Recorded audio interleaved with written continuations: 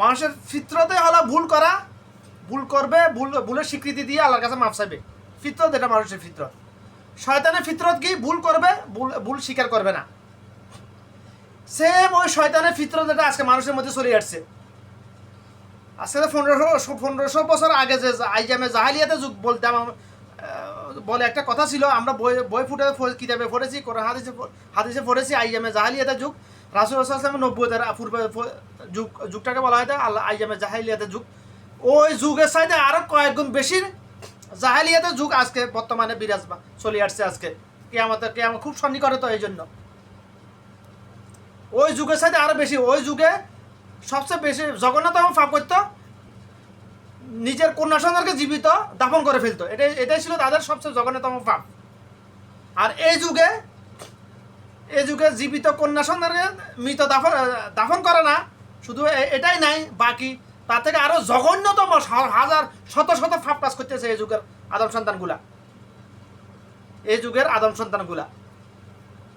কেমন জঘন্যতম পাপ!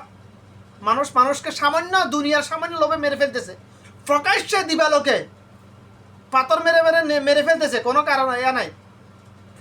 রাসূল সাল্লাল্লাহু আলাইহি ওয়াসাল্লাম বলছে, আমার উম্মত কিয়ামতের পূর্বে আমার উম্মতের মধ্যে এমন অবস্থা হবে যে একজন অপরজনকে মেরে ফেলবে, যে যাকে মেরে ফেলছে সে জানে না কেন মেরে ফেলে তাকে মারা হয়েছে, যে মারবে সে জানে না কেন মারতেছে। এটাই ওই যুগটা কিয়ামতের আলামত। এটা হচ্ছে কিয়ামতের সবচেয়ে বড় বড় আলামতের মধ্যে কয়েকটা আলামত। ওই যুগটাও চলে আসছে বর্তমানে।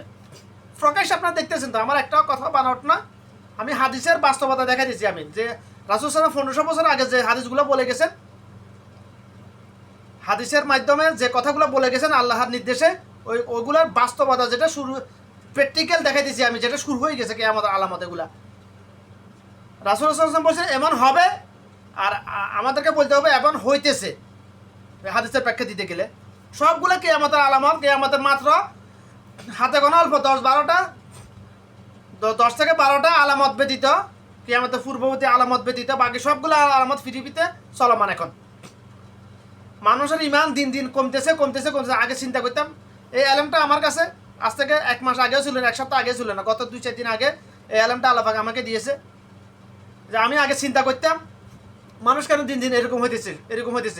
মানুষ কেন আজকে 10 বছর আগে ছিল মানুষ একরকম, এখন 10 বছর পরে দেশে যাই দেখতেছি মানুষ এরকম, কারো প্রতি কারো মায়া দেওয়া নাই, মায়া মহাব্বত নাই, বন্ধুত্ব সুলভ কোনো আচরণ নাই, যার হালেতেই আছে মোবাইল নিয়ে ব্যস্ত, ক্যারাম বোর্ড নিয়ে ব্যস্ত, কোনো নাই, সামাজিকতা নাই, কিচ্ছু নাই।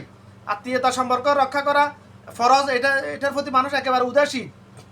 বন্ধু বান্ধবের প্রতি আগে আমাদের ছোটবেলায় আজ থেকে 10 বছর আগে আমরা বন্ধু বান্ধবের মধ্যে যে একজনের প্রতি একজনের আন্তরিকতা ছিল, ওটা এখন নাই। আগে এটা বুঝতে পারি, চিন্তা করতে এরকম মানে মানুষ এরকম কেন হয়ে যেতেছে। কিন্তু এখন যখন আল্লাহ আমাকে এলেন দিয়েছে তখন বুঝলাম যে এরকম না হলে তো কিয়ামত হবে না ভাই। মানুষের মধ্যে মনুষ্যত্ববোধ হারিয়ে গিয়ে হাইয়ানিয়ত যদি না আসে, মানুষের ইমান দুর্বল হইতে বেশি, মানুষ মুনাফিকি করতে ইমান হারা যদি না হয়, তাহলে কিয়ামত হবে না। তো কিয়ামত তো পিছনে যাবার কোনো অপশন নাই। কোরআন হাদিস তো কেউ উল্টাতে পারবে না ইনশাল্লাহ। কিয়ামত যেহেতু সামনের দিকে আসতেছে, কিয়ামত কত দ্রুত গঠিত হবে এটা মানুষের কর্মের উপর নির্ভরশীল। আবার কিয়ামত তবে এটা সত্য, ওয়াল্লাহি আলেম, কিয়ামতের আর 500 বছর 1000 বছর নাই, এটা সত্য। বলে তুই কি গায়েব জানোস না? তুই গায়েব জানি না, কিন্তু কিয়ামতের যে আলামতগুলো রাসূল সাল্লাল্লাহু আলাইহি ওয়াসাল্লাম বর্ণনা করে গেছেন, ওগুলো সবগুলো বিরাজমান। তো ভাই সবগুলো বিরাজমান। কিয়ামতের যদি 100টা আলামত নিয়ে বর্ণনা করে রাসূল সাল্লাল্লাহু আলাইহি ওয়াসাল্লাম বলে যান, তার মধ্যে 90টা আলামত পৃথিবীতে এখন চলমান। ওই পরিপ্রেক্ষিতে গত প্রায় 2 থেকে 3 সপ্তাহ আগে আল্লাহ পাক আমাকে নামাজ পড়া অবস্থায় যে আলেমটা দিয়েছেন, সেটা পরিপ্রেক্ষিতে যেটা বুঝলাম, আগামী 150 থেকে 200 বছরের মধ্যে কিয়ামত হয়ে যাবে। বলে এই থিওরিটা কোথায় পেলাম, এটা কীভাবে পাইলাম? আজ থেকে প্রায় 1500 বছর আগে রাসূলুল্লাহ সাল্লাল্লাহু আলাইহি ওয়াসাল্লামের জামানায় মুনাফিক ছিল, যে রাসূলকে স্বপ্নে দেখলে তার জন্য জান্নাত ওয়াজিব হয়ে যায়, তার জন্য রাসূল সাল্লাল্লাহু আলাইহি ওয়াসাল্লামের শাফাত ওয়াজিব হয়ে যায়, সুপারিশ ওয়াজিব হয়ে যায়, হাউজে কাউসারের পানি পান করানো রাসূল সাল্লাল্লাহু আলাইহি ওয়াসাল্লামের জন্য ওয়াজিব হয়ে যায়। ওই রাসূলকে সাল্লাল্লাহু আলাইহি ওয়াসাল্লামকে সরাসরি পেয়েও ঈমান আনার পরে মুনাফিক ছিল। হাদিস লম্বা ঘটনা এটা। রাসূলুল্লাহ সাল্লামের রফাতের পূর্বে এক সাহাবী ও মুনাফিক ছিল, সবাই জানতো সে মুনাফিক ছিল, তার ছেলে ছিল আবার মুমিন। বাপ ছিল মুনাফিক, ছেলে ছিল মুমিন। বাপের মৃত্যুর পরে ছেলে আসছে রাসূলুল্লাহ সাল্লামের কাছে সুপারিশ নিয়ে, রাসূল আপনি তো জানেন আমার বাপ মুনাফিক ছিল, সবাই জানে, কিন্তু আমার তো যেহেতু আমার তো বাপ, আমার তো মনে মানতেছে না, আমার বাপকে যেন আল্লাহ পাক কবরের আযাব থেকে হেফাজত করে, কবরের আযাব না দেয়, জাহান্নাম আযাব না দেয়, জন্য আমি আপনার কাছে আবেদন করতে আসছি, আপনার একটা জামা কেন্দুরা মেলাওয়াজ আমার বাপের জন্য যেন সেটা কাপড় হিসেবে তাকে পরিয়ে দাফন করব, যাতে আল্লাহ এই উসুলে তাকে মাফ করে, তার মনের একটা আকাঙ্ক্ষা আর কি। তখন রাসূলুল্লাহ সাল্লাল্লাহু আলাইহি ওয়াসাল্লাম তার জুব্বা মুবারক ওই সাহাবী দাফনের কাফন হিসেবে দিয়ে দিয়েছেন। সহিহ হাদিস, সকল মাযহাবের কিতাবগুলোতে এই হাদিসটা আছে, শুধু একটা মাযহাবে না। অতঃপর ওই সাহাবী, ওই মুনাফিক সাহাবীর ছেলে মুমিন সাহাবী, সে রাসূলের কাছে আবেদন, ইয়া রাসূলুল্লাহ আমার আব্বা বাপের জানাজাটা আপনি পড়িয়ে দেন। কারণ তখন রাসূল সাল্লামের বিধান ছিল, নিয়ম ছিল, কোনো মুনাফিকের জানাজা সে পড়াবে না, এটা আল্লাহর নির্দেশ ছিল। তবে কড়াকড়ি নির্দেশ আসে নাই তখন তো ওই ছেলের অনেক অনুরোধের পরে রাসূল সাল্লাম তার জানাজা পড়াতে চাইতেছেন। এমন অবস্থায় ওমর ইবনে খাত্তাব রাদিয়াল্লাহু তাআলা আনহু রাসূল সাল্লামের জুব্বা মোবারক টেনে ধরেছেন, ধরে বলতেছেন, ইয়া রাসূল আপনি ওর জানাজা পড়াবেন না, ও মুনাফিক, ওর জানাজা পড়াবেন না। কিন্তু রাসূল সাল্লাম যেহেতু মানুষের জন্য সবচেয়ে আপন এই দুনিয়ার বুকে একমাত্র একজনে আছে রাসূলুল্লাহ সাল্লাল্লাহু আলাইহি ওয়াসাল্লাম, তার সাথে আপন দুনিয়ার বুকে আর কেউ হতে পারে না মানুষের জন্য। মা বাবাও নয়, স্ত্রী সন্তান কেউ হতে পারে না কখনো, এটা মানুষের ভুল ধারণা। যে রাসূল সাল্লাল্লাহু আলাইহি ওয়াসাল্লাম দুনিয়াতে থেকে উম্মতি বলে গেছেন, হাসরের দিনে উম্মতি বলে সেজদা পড়ে থাকবেন, কাঁদবেন শুধু। সবাই বলবে ইয়া নফসি ইয়া নফসি, একমাত্র আখেরি জামানার নবী রাসূল সাল্লাল্লাহু আলাইহি ওয়াসাল্লাম বলবে ইয়া উম্মতি, সবাই ইয়া নফসি বলবে, আমার কি হবে, আমার কি হবে। একমাত্র রাসূল সাল্লাল্লাহু আলাইহি ওয়াসাল্লাম বলছে আমার উম্মতের কি হবে, আমার উম্মতের কি হবে। আল্লাহ পাক রাসূল সাল্লাল্লাহু আলাইহি ওয়াসাল্লাম লকব কি দিয়েছে, টাইটেল দিয়েছে রাহমাতাল লিল আলামিন। আল্লাহ পাকের ব্যাপারে আছে রাব্বুল আলামিন, রাসূল সাল্লাল্লাহু আলাইহি ওয়াসাল্লামের ব্যাপারে রাহমাতাল লিল আলামিন, রহমতের সাগর। তো উনি তখন ওমর ইবনে খাত্তাব যখন তার কেন্দুরা জামা টেনে ধরলেন, তখন রাসূল সাল্লাল্লাহু আলাইহি ওয়াসাল্লাম ঝাড়া দিয়ে জানাজা পড়াতে গেলেন। এখন সাহাবী যত কিছু হোক, সে যত বড় সাহাবী হোক, ওমর আবু বকর সবাই একত্রিত হয়ে রাসূলের খেলাফ যাইতে পারে না, গেলে তো ঈমান চলে যাবে তাদের। তখন কি করলেন, রাসূল সাল্লাল্লাহু আলাইহি ওয়াসাল্লাম তার ওই মুনাফিক সাহাবীর জানাজা পড়াইলেন। জানাজা পড়ানোর পরে সাথে সাথে আল্লাহ পাক ওমর ইবনে খাত্তাবের ওই সিদ্ধান্তের উপর আয়াত কোরআন নাযিল করেছেন, আপনি আজকের পর থেকে কখনো কোনো মুনাফিকের জানাজা পড়াবেন না। হাদিসের বাংলা অনুবাদ করতেছি, বলতেছি আমি আপনাদেরকে, হাদিসটা সহিহ হাদিসে হাসান, এটা সনদ মতো সব সহিহ হাদিস। বিশ্বাস না হলে আপনারা হাদিসের কিতাব আপনারা পড়ে দেখেন, আমার সাথে ঠেলাঠেলি করা দরকার নেই। যেখানে রাসূল সাল্লাল্লাহু তখন ওমর ইবনে খাত্তাবের সিদ্ধান্তের উপর 4 থেকে 5 বার কোরআন আয়াত নাযিল করেছেন আল্লাহ পাক। এই জন্য তো রাসূল সাল্লাল্লাহু আলাইহি ওয়াসাল্লাম আমার পরে তো কোনো নবী আসবে না, আনা খাতামুন নবিয়্যাত, আমার পরে কোনো নবী আসবে না। যদি কোনো নবী আসার যদি সিলসিলা থাকতো অবশ্যই ওমর নবী হয়ে যেতেন, অবশ্যই ওমর নবী হয়ে যেতেন। ওমর ইবনে খাত্তাবের কথা বলতে গেলে আমার এই একটা জীবন যথেষ্ট নয়, ওইদিকে এই জন্য গেলাম না।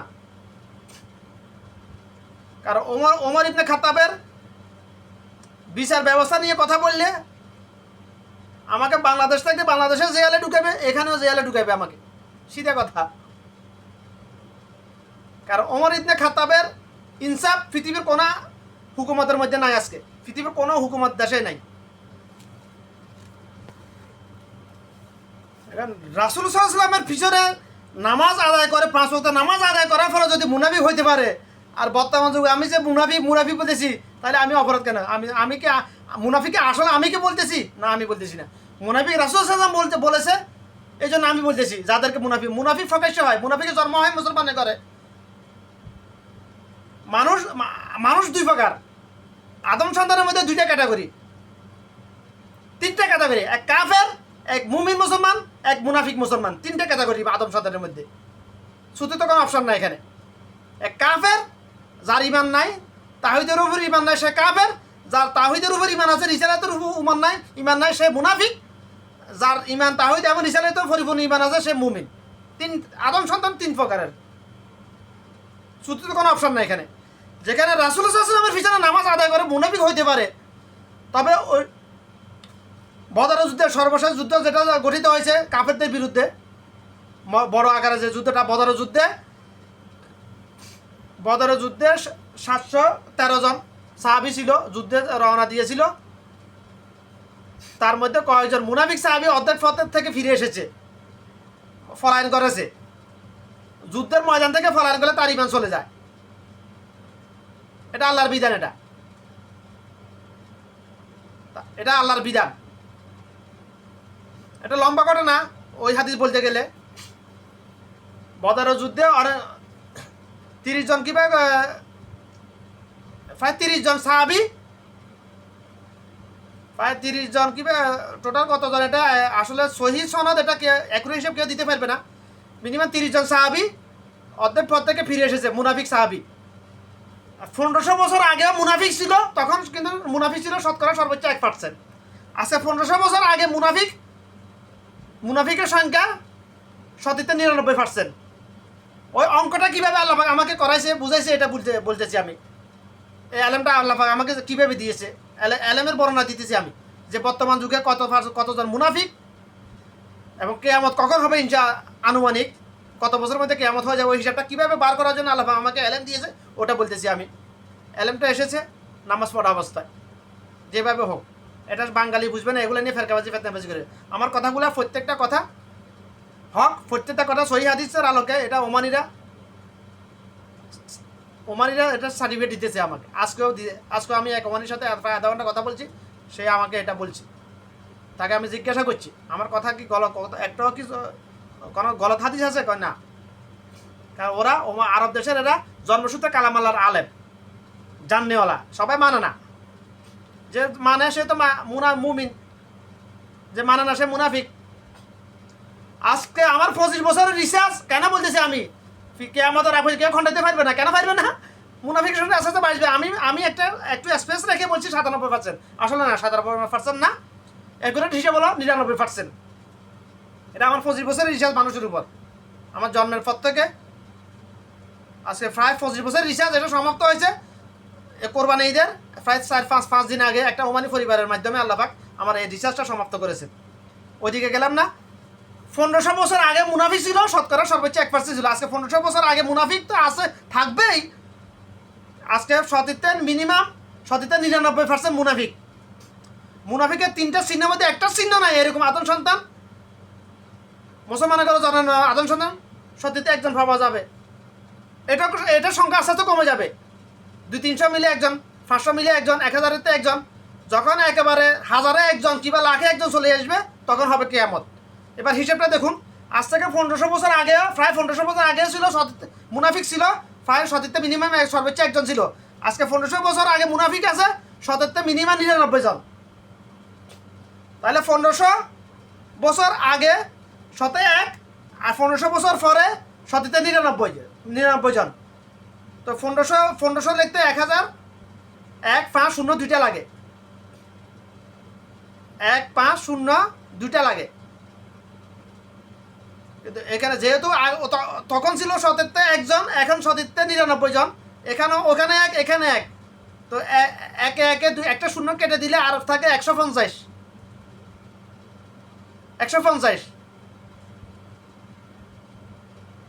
ওই হিসাবে পরিপ্রেক্ষিতে আমি যেটা বলতে চাই, আগামী 150 বছরের মধ্যে কিয়ামত হওয়া যাওয়ার সম্ভাবনা খুব বেশি।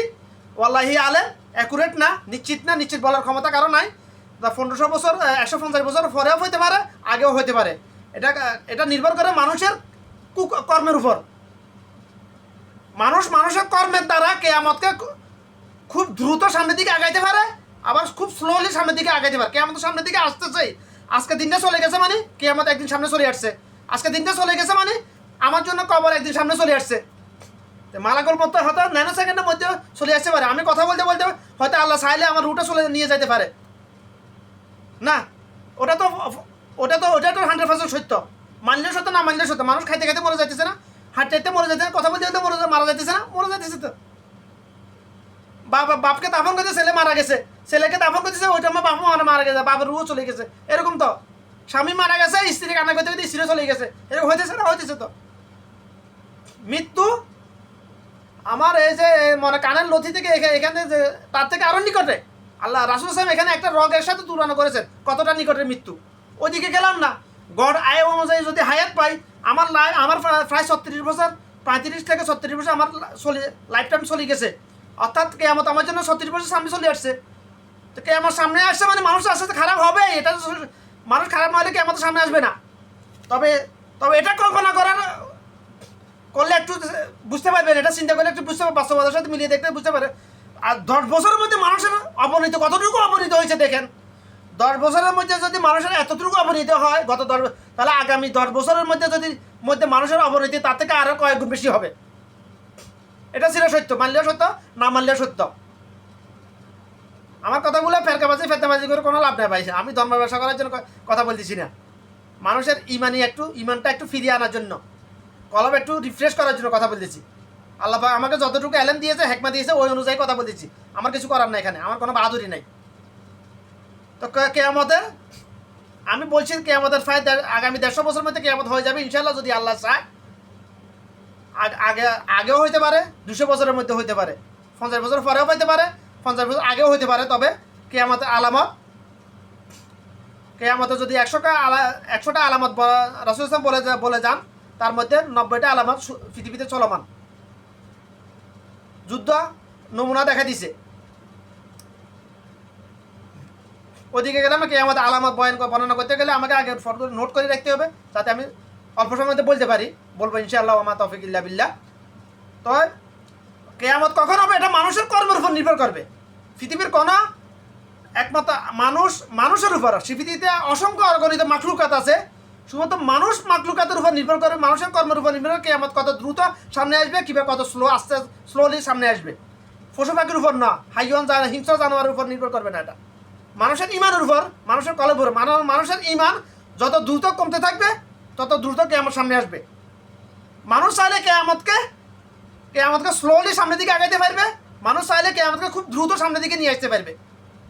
এটা মানুষের কৃতকর্ম। আল্লাহ যেহেতু আল্লাহ পাক কোরআনে বলছেন, আমি কখনো বান্দার উপর জুলুম করি না,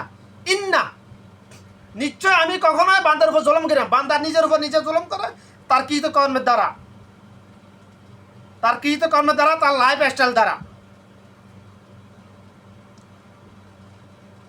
আল্লাহ পাক যদি বান্দার উপর জুলুম করতো, তাহলে পৃথিবীর কোনো ইহুদি কাফের এক ফোঁটা পানি ফাইতো? কোনো মুনাফিক এক ফোঁটা পানি ফাইতো না, যদি আল্লাহ পাক জুলুম করতে বান্দার উপর। আল্লাহ পাক জুলুম করে না, এটা সমান তো প্র্যাকটিক্যালি আমি দেখে দিচ্ছি এখন। আল্লাহ পাক তার ক্ষমতা বড়দের অহংকার করতো, আল্লাহ পাক বলছে অহংকার আমার চাদর, আমি আমার জন্য অহংকারকে হারাম করে দিয়েছি। কেন হারাম করে দিয়েছে? আল্লাহ পাক তার ক্ষমতার বড়ত্বের অহংকার করতো, তাহলে কোনো মুনাফিক কাফের এক ফোঁটা পানীয় জল পান করতে পারতো না, মারা যাইতো। আল্লাহ পাক বলছে অহংকার আমার চাদর, যে আমার চাদর নিয়ে যা টানাটানি করবে তার জন্য জাহান্নাম অবধারিত। কিছু করার নেই, মানলেও সত্য, না মানলেও সত্য কথাগুলা। আল্লাহ পাক বলুক, রাসূল সাল্লাল্লাহু আলাইহি ওয়াসাল্লাম বলুক, কোরআন বলেন, হাদিস বলেন, দুইটাই আল্লাহর পক্ষ থেকে আসছে। প্রমাণ আল্লাহ পাক কোরআনে স্পষ্ট বলেছেন, আমার রাসূল, আমার হাবিব কখনোই তার মন মস্তিষ্ক থেকে নিজস্ব চিন্তা ভাবে কোনো কথা বলে না। যদি বলতো আমি তার গলা চেপে ধরতাম। এটা কোরআন আয়াত, আমি বাংলা অনুবাদ করতেছি, আপনি কোরআনের তাফসীর পড়ে দেখুন, পাবেন। এটা হাদিস।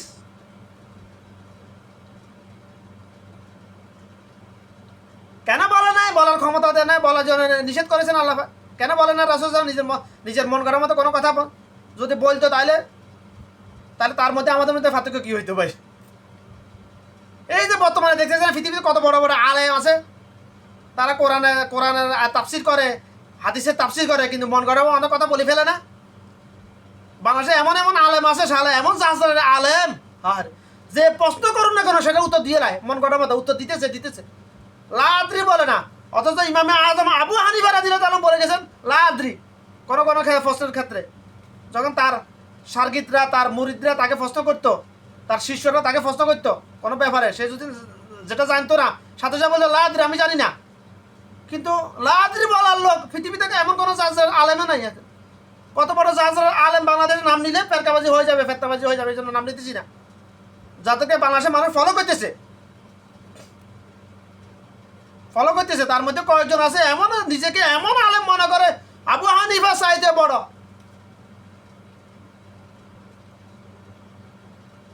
ইমাম মালিক রহমতুল্লাহ আলাইহি চাইতে বড়, ইমাম আহমদ ইবনে হাম্বল রহমতুল্লাহ চাইতে বড় আলেম মনে করে তাকে নিজেকে। এমন এমন এত বড় জাহেল, কেমন জাহেল দেখো, যে প্রশ্ন করে উত্তর দিয়ে লাই, গড়পতা উত্তর দিতে দেখিছে। আরে স্যার, কারণ ধর্ম ব্যবসা করতে হবে তো, ধর্ম ব্যবসা জমজমাট চালিয়ে যেতে হবে তো।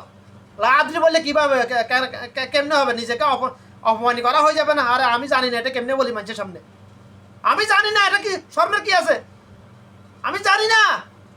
পৃথিবীর সকল আলেম,